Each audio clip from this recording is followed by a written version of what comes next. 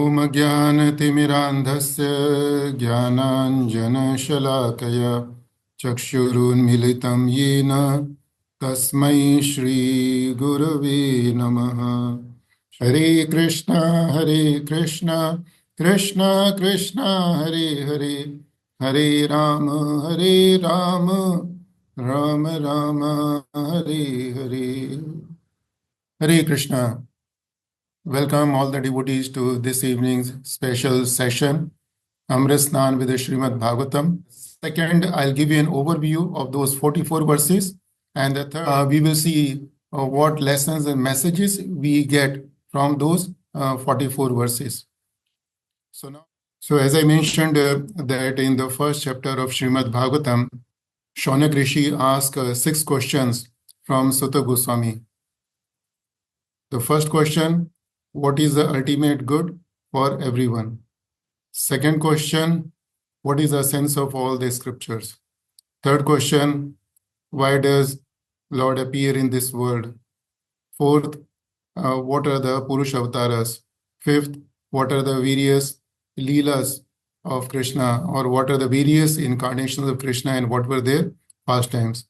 And sixth, after Lord Krishna's departure, where the principles of religion have taken the shelter. So of these 6 questions, 4 questions were answered by Sutta Goswami in the second chapter. And of the 4 questions, the answer to the first 2 questions, what is the ultimate good for everyone and what is the sense of all the scriptures? This we discussed yesterday. And as I mentioned, for these 2 questions, Sutta Goswami says, Savai pumsam paro dharmo yato bhakti radhokshaje ahaitu ki ya pratihata ya yatma suprasidati. Sutta Goswami says, the ultimate good for everyone and the sense of all the scriptures is to render devotional service unto Krishna, but the devotion service should be unmotivated and uninterrupted. And if we serve Krishna without any motivation, without any interruption, without getting affected by external circumstances, then only our soul will be completely satisfied. So now in the third chapter, Sutta Goswami will answer remaining 2 questions. The 5th question of Shaunak Rishi was that what were the various incarnations and pastimes of the Lord. So Sutta Goswami, before he describes the various incarnations and their pastimes in brief, Sutta Goswami tells the sages that who is the source of all those incarnations. Sutta Goswami says, in the beginning of the creation, the Lord Krishna, he manifested himself as Karnotkashai Vishnu, Garbhotkashai Vishnu, and Shirotkashai Vishnu. And Garbhotkashai Vishnu and Shirotkashai Vishnu, they manifested the incarnations, what we see in this universe. Sutta Goswami gives an example of 22 incarnations of the Lord. And those incarnations are Kumaras, Varadev, Narad Muni, Narnarayan, Kapila, Datre Muni, Yagya, Rishabdev, Prathu Maharaj, Matsya, Kurma, Dhanvantri, Mohini, Narsi Bhagwan, Mavan, Parashura, then Ramchandra Bhagwan, Balaram, Krishna, Buddha, and Kalki. And along with each incarnation name, Sutta Goswami mentions very briefly about them. For example, in case of Kumaras, he mentions that they took the vow of celibacy to pursue the higher goal, which is to serve Krishna. Narad Muni, he says, he took the sense of the principles of bhakti from the scriptures and gave to everybody. He mentions about Lord Varadev, that Lord Varadev lifted the earth from the bottom of the ocean. So in this way, very briefly, Sutta Goswami mentions the name of few incarnations, and along with each name, he gives a glimpse of their main activities. But Sutta Goswami tells that, please remember that these are just the examples. Otherwise, Krishna's incarnations are innumerable. We cannot count them. The way there are unlimited rivers emanate from unlimited ocean, similarly, the Krishna has got unlimited incarnations. But Sutta Goswami says, Ete chamsha kala pumsa Krishnastu Bhagwan Swayam. Sutta Goswami says, whatever examples of incarnations I have mentioned to you, those are either Amsha or Amsha of the Amshas, Krishna. He said those incarnations are either the portions or the portions of the plenary portions of Krishna. But Krishnastu Swayam, Krishnastu Bhagwan Swayam. He says, but Krishna is Swayam Bhagwan. This verse we will discuss tomorrow, because today we won't have sufficient time to discuss this verse.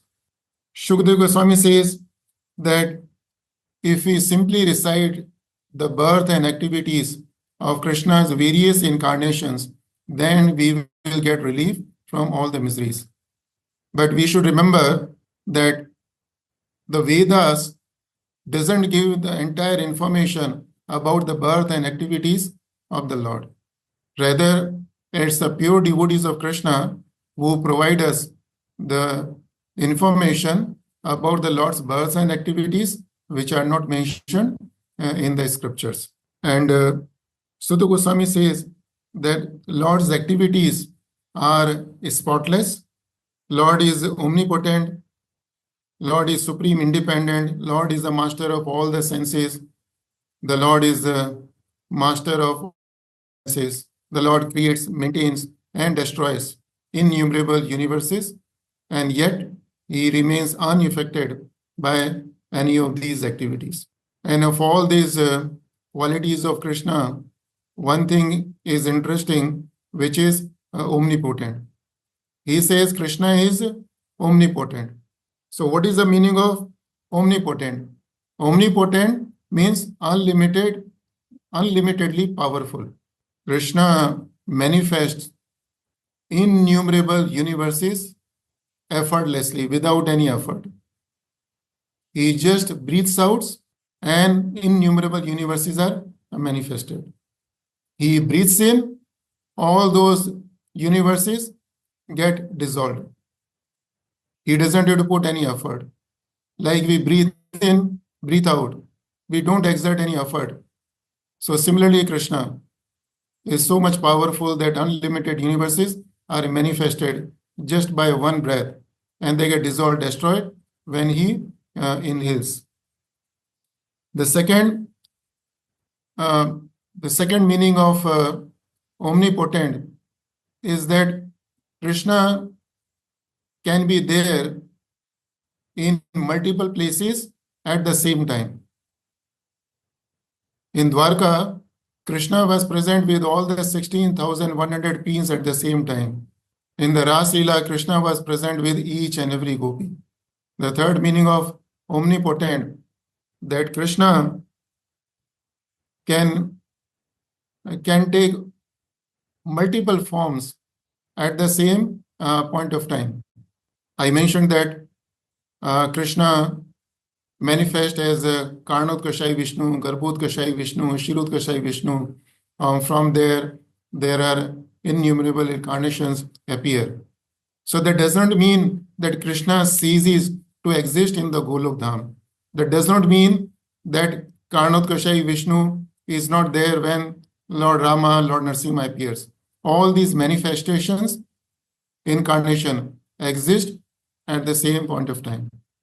And the omnipotent, potent, it means nothing is impossible for Krishna.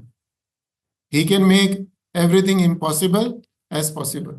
When Krishna showed universal form in his mouth, so what does it mean? like showing the entire ocean in the drop of the ocean. Krishna lifted Govardhan hill for 7 days.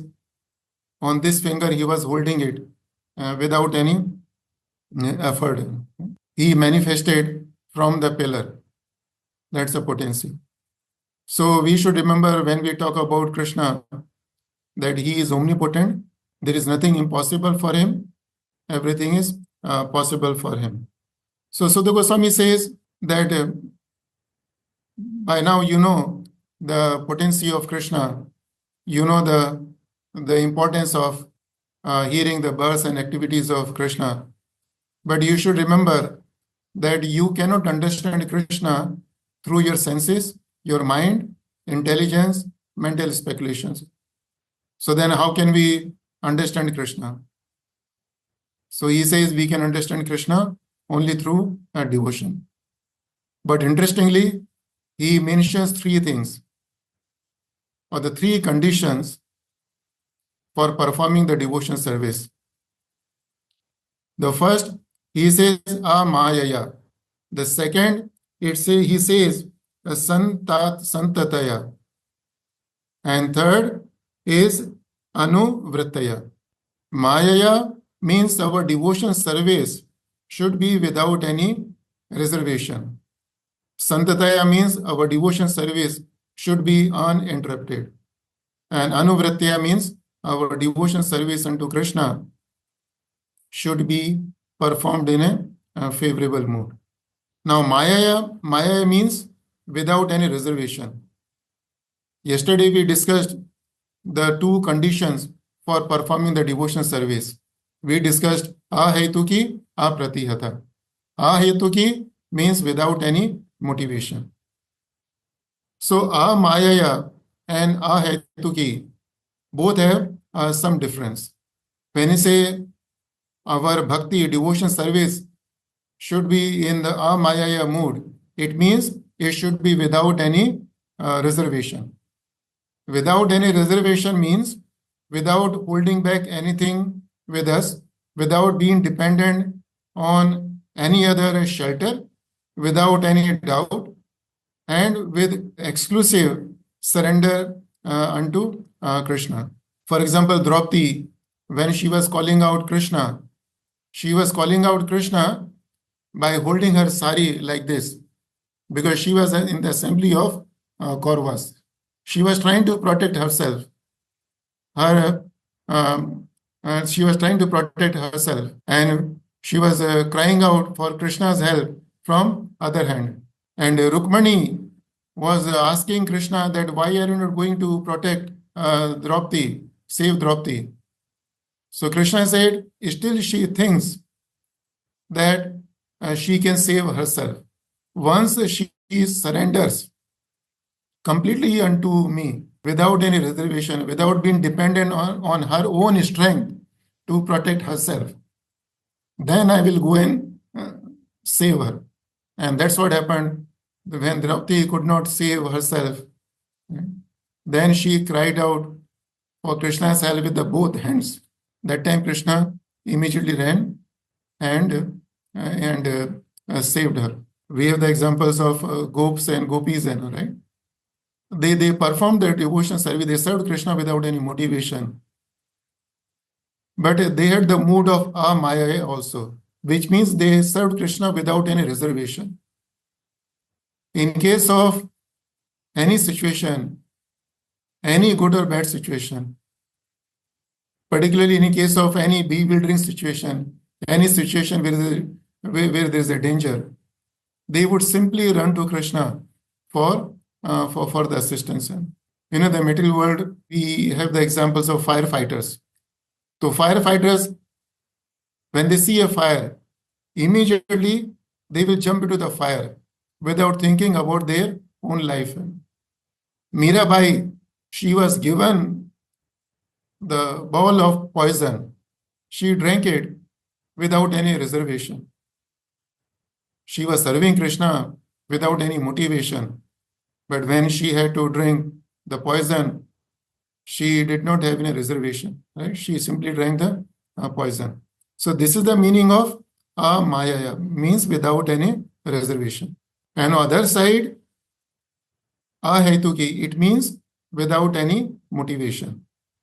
That we should serve Krishna without expecting any position, any kind of monetary award, any power, or even liberation in return of our service. And we have so many examples who served Krishna without any motivation, as we mentioned yesterday. We have the example of Hanumanji, we have the examples of Pandavas, right?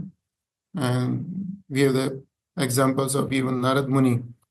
They all serve Krishna without any motivation, without expecting anything in the return. Like we have the examples of tree. They serve innumerable human beings, but they don't have any expectations. Rather, after being cut into pieces, they would supply their wood to the person who has cut it into the pieces. So I wanted to explain you the difference between Amayaya without any reservation and Ahetuki, which is without any motivation. The second condition, Santataya, which means without any interruption, without getting affected by external circumstances. So that this point we discussed yesterday. And the third point is Anuvrittaya, which means that we should serve Krishna favorably, in a favorable mood. Favorable mood means we should serve Krishna according to his pleasure. We should do the thing what pleases him, not what we think would please us or would please him. We have the Guru Sadhu Shastra. They are there to inform us what are the things which gives pleasure to the Krishna. And if we serve Krishna with that mood, then it's called Anuvrittya, devotion service in a favorable mood. When Krishna informed Uddhava that I'm going to depart to Golok now, so Uddhava said, my Lord, I don't want to live anymore in this world without you. Krishna said, no, you have to stay here. What will I do here, my Lord? You have to stay here and preach. And although it was painful for Uddhava to stay without Krishna, but he stayed without Krishna after Krishna departed from this world. Arjuna did not want to fight, but he fought simply for the pleasure of Krishna. So every time we have to see that are we serving Lord in a mood what pleases him, or we are serving the Lord according to our whims and whims. So if we don't refer Guru Sadhu Shastra when it comes to serving Krishna, then we are going to make a mistake and we may not be serving Krishna favorably, Anuvrittya. So here, Sutta Goswami gives 3 conditions for performing the devotional service by which we can understand Krishna. Right? So one is Amayaya, second is Santataya, third is Anuvrittaya. So if we combine with the verse number 1.2.6, what we discussed yesterday. So there are 4 conditions for performing the devotion service. One is Amayaya, which is without any reservation. Second is Anuvrittaya, which means favorably. Third is Ahetuki, which means without any motivation. The fourth is Apratihata, which means without any interruption. Now, Sutta Goswami says, now rather he thanks Shaunak Rishi for asking the wonderful question. And he says the inquiry about Vasudev Akhil Loknatha. He said inquiries about Lord, and he is naming the Lord. Who is the Lord? Vasudeva. Who is Vasudev? The son of Vasudeva and Devaki. He said inquiries only about Vasudeva. And who is Vasudeva? Akhila Loknatha. He is the master of all the lokas, material as well as spiritual. So the inquiries relating to Vasudeva will bring us all the success. And he says it's 100% guaranteed that such person will be free from the cycle of birth and death. So the point we should understand, we should not be shy in asking the questions or our inquiries in a submissive mood. Suta Goswami is not mentioning about the person who hears Bhagavatam, who speaks Bhagavatam. Rather, he mentions about the person who asks the questions. So the benefit of asking the question, it brings all the success, and the person will get free from the cycle of birth and death, which means he will go to Krishna's loka. And then Sutta Goswami says, Idam Bhagavatam Nama Puranam Brahma Samitam. He says, Idam Bhagavatam Nama. जो भागवतम नाम का पुराण है, what is this Puran? This is a Brahma Samitam. This is the incarnation of Krishna. This has been compiled by Vyasadeva. Who is Vyasadeva? He is incarnation of Krishna. The way Krishna's incarnations are limited, similarly, Krishna's Gun, Roop, Leela, everything is unlimited. No one in the material world has any power to glorify them. Only Krishna himself can talk about it. And that's why Krishna incarnated himself in the form of Vyasadeva, who compiled Srimad Bhagavatam. He says it brings ultimate good for everyone. Dhanyam, it's all successful. Swasti, it brings all auspiciousness. And Mahat, it's all perfect. And then Sutta Goswami says that the Srimad Bhagavatam is a Sarva Ved Itihas Saram. He says Srimad Bhagavatam is the essence, Saram means essence of all the Vedas and Puranas. And finally, in 1.3.43, Sutta Goswami will answer the sixth question of Shaunak Rishi, that after the departure of Lord Krishna, where the principles of religion have gone and taken the shelter. And Sutta Goswami says, Krishna Swadhamo Pagate Dharma Jnanadi Bhisaye Kalau Nashta Drishamesha Puranarko Adhu Nodita. Sutta Goswami से कृष्ण स्वधामो पगते, कृष्णा के अपने धाम में जाने के बाद में कलौ नष्ट दृशामेशा, कि कली के जो दोष हैं उनको नाश करने के लिए श्रीमद् भागवतम पुराण has been manifested by Vyasadeva, just as the sun manifests and dissipates all the darkness around it. And Sutta Goswami says, the Srimad Bhagavatam has got everything. Dharma, Gyan, Adi. It has got the principles of religion. Gyan, it is a knowledge. And Adi. Adi means whatever you can think of. And in the last verse, Sutta Goswami mentions a very nice thing. Many times people ask, how can I learn Srimad Bhagavatam? Sutta Goswami answers here in 1.3.44. Two things are required to learn Bhagavatam. The first thing, Nivishta. Nivishta means hear with rapt attention. And what should we hear with rapt attention? Of course, it should be the Srimad Bhagavatam. So Nivishta, hear with rapt attention Srimad Bhagavatam. And second thing, Tad Anugrahat. It means his mercy. His means Guru's mercy. Sutta Goswami's Guru was Shukdev Goswami. So he is referring Shukdev Goswami. Sutta Goswami is telling Shaunak Rishi and the sages that how did I learn Bhagavatam? I learned Bhagavatam because I heard rapt attention from my Guru. And simply hearing with rapt attention is not enough. One must have the mercy of the spiritual master. So very important thing mentioned in this verse.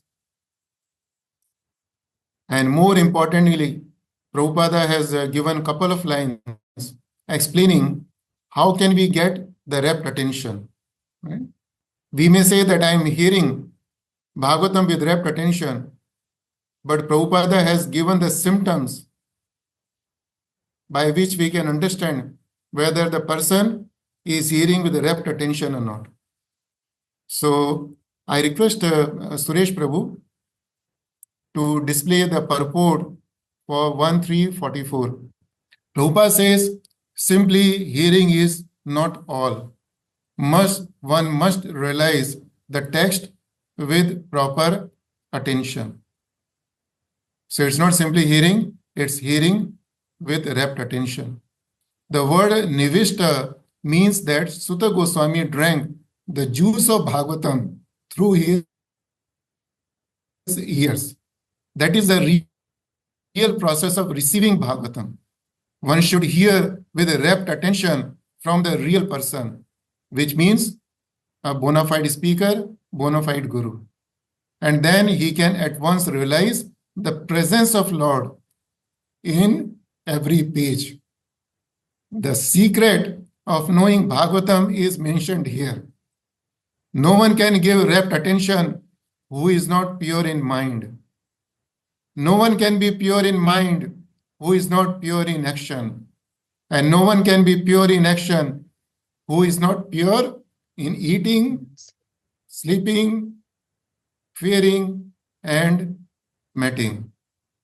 So such a wonderful thing Prabhupada has mentioned in this purport, that simply hearing is not enough.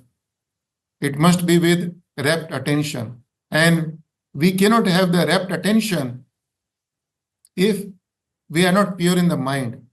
We cannot be pure in the mind if our actions are not pure.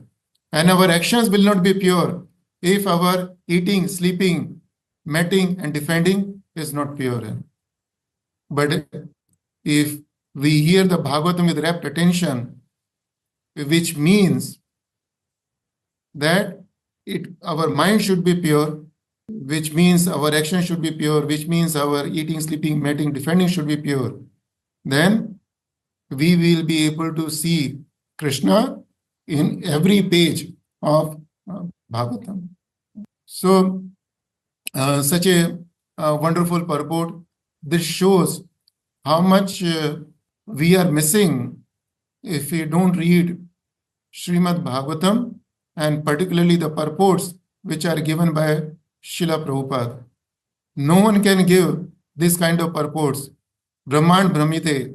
We may go around the Brahmand, right? We may go around all the literatures available in the present age. But the kind of explanation Prabhupada is giving, nobody can give. So anyway, from here we can understand that the secret, Prabhupada says, that is the real process of receiving Bhagavatam. And Prabhupada says the secret of knowing Bhagavatam is mentioned here. So I have given an overview of the 44 verses. Now we are already at 8:51, and I have got 10 messages which we get from these 44 verses. So I would request the devotees to please bear with me, and I'll give you an overview of those 10 messages so that we can reflect upon them. So the first message, that Krishna is the source of all innumerable incarnations. It is says Nidhanam Avyayam Bijam. Nidhanam means the source. Avyayam Bij means unrestrictable seed, the seed which cannot be destroyed. Second, Krishna is Swayam Bhagwan. We don't accept anyone as Bhagwan unless it's mentioned in the scriptures. In the Srimad Bhagavatam, 3rd chapter, in the verse number 24, we have the information about Buddha. Buddha was not there 5,000 years back, but 5,000 years back, Lord Vyasadeva has mentioned that in the coming time, Buddha will appear, his mother name will be Anjana, and he will appear in the state called Bihar. I am giving the verse number 1324. You can go and refer it. And not only this, Krishna has given the information about the avatar which will happen after 427,000 years at the end of Kali Yuga. It's called the Kalki avatar. And Krishna has mentioned the name of the father of Kalki avatar, which is Vishnu Yasha. It is given in 1324. So the message we get, the Bhagwan is only one. No one can become Bhagwan. Krishna was Bhagwan yesterday, he is Bhagwan today, and he will remain Bhagwan even tomorrow also. He is second to none. The third message we get, Krishna is completely free to appear in any form, in any condition. He can appear even among human beings. He can appear even among animals. He can appear even in aquatics. He can appear even in the sages. But all the times he appears for only one reason, for our well-being. Number 4, reciting birth and activities of Krishna's incarnations are very powerful. 1329. It is said, Saya Prata Granan.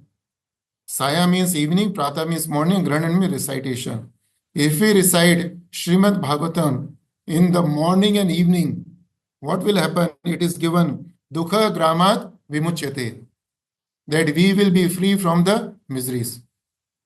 So what we are doing now is something very important. This is the evening time, and we are doing exactly what is being told by Sutta Goswami. Then fifth, pure devotees have information about Krishna's births and activities which are not available even in the Vedas. So we must serve the devotees and we should not offend them. And since the Lord activities are spotless, he is independent, he is omnipotent, he is master of 6 senses, he is a master of 6 opulences, he creates, manifests, destroys. So that means we should not, that means we should serve him in every best possible manner. The 7th thing we learned, that we cannot understand Krishna through our mind, senses, intelligence, or by any other means. Yesterday we discussed one word, adokshaje, beyond our sense perception. We can understand Krishna only through devotion service, and the devotion service should meet 3 conditions: amayaya, santataya, and anuvrittaya. Amayaya means without any reservation. Santataya means continuous. Anuvrittaya means favorable mood. 8 point, the inquiries about Krishna brings auspiciousness, and it's 100% guaranteed that person will be free from the cycle of birth and death. That means we should inquire more and more how we can serve Krishna. The 9th thing, the Srimad Bhagavatam is the ultimate guide for everyone when Krishna is not physically present in this material world. It's like how to live in the house when the parents are away from the house. And the 10th thing, the secret of knowing Bhagavatam is nivishta. One must hear with rapt attention, and tad anugrahat. We must seek the blessings of Guru. So with these words, I would like to conclude today's session. And I would like to thank all the devotees for their time and attention. Really grateful to all of you. Thank you so much. Hare Krishna.